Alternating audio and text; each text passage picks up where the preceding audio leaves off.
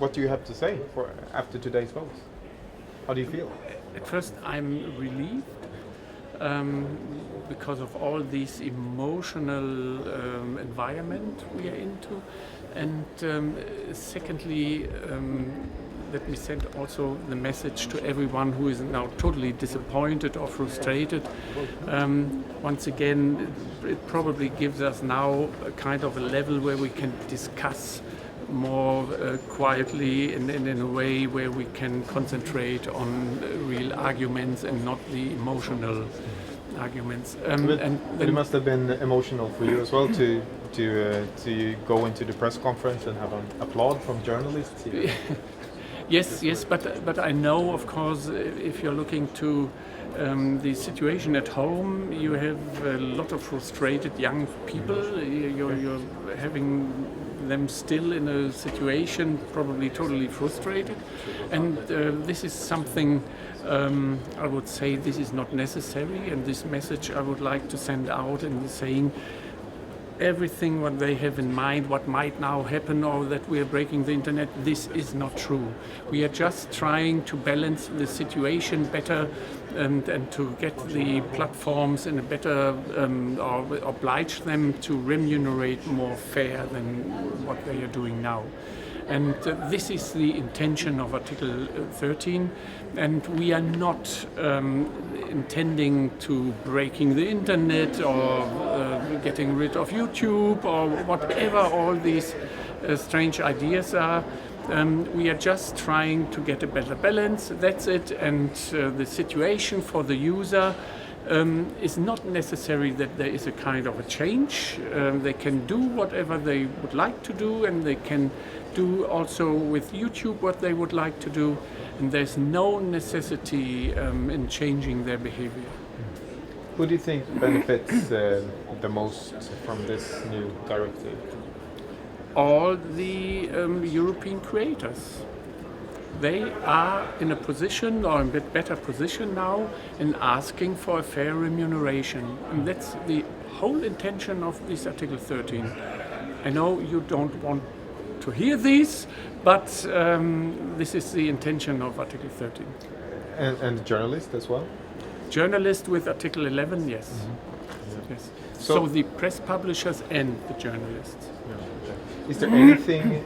Is there anything in the directive that worries you? Nine. No, sorry.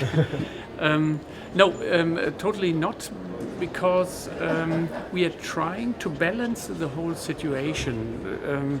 So we have had a different text in the summer, and then all these demonstrations and the petition and so came up, and then we changed the text totally, and saying, oh, we just focusing more on the liability of the platforms, etc. And that's why I would say this is a good intention, and this is a necessary intention also to do, and that's why I'm totally not worried at all. So. There's these exceptions with satire and critic and so on. Yeah. Could you walk me through how it would work if I would like to,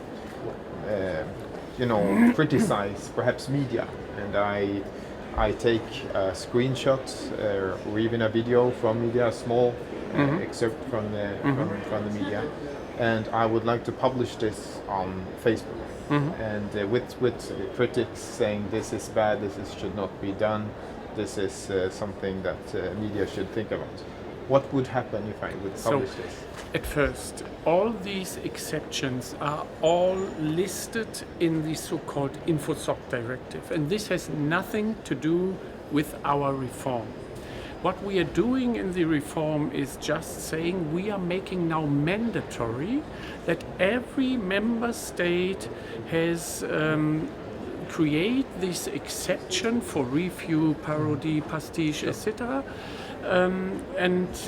Therefore we are making this mandatory that every user can be sure this should be uploaded also to this platform, and every member state should improve the situation, even if they have this not in place right now.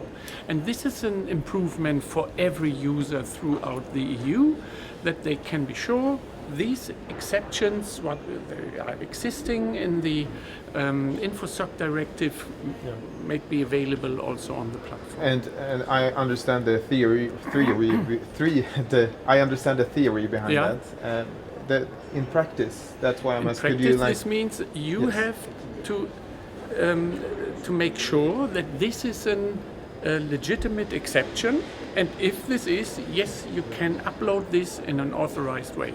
But I can't give you kind of a general evaluation for these, because it depends if your little slot or little film or whatever is under the exception of the InfoSoc directive. Yeah. If this is the case, then but who will decide that? Because the Facebook in this case, I guess, would detect that this is copyright infringement. Yeah, you have to clarify. Then it would not be uploaded, I guess. Then you have to clarify these with the Facebook at the end. So it would be blocked. If they are blocking these, they are not allowed to block. But if they are blocking these, then we have this redress mechanism in place, and also once again, this is not the case today, but we are now opening this possibility for redress mechanism that they have to implement these, and therefore then you can complain and going through this redress. But is it a problem that it will be blocked first and then I have to complain and then it will upload it again? Is this a problem for you?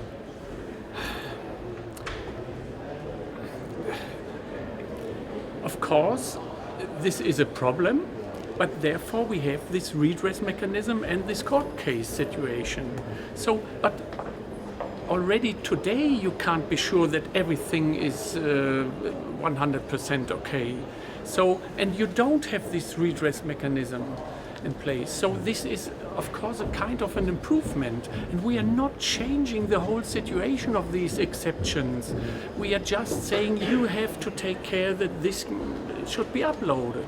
And so this is an improvement for every single user and person who is using these cases. But in the directive, does it say anything about how long it should take for the platforms to kind of look into, is this an exception of the copyright or not, and upload it again? Is there any time limit?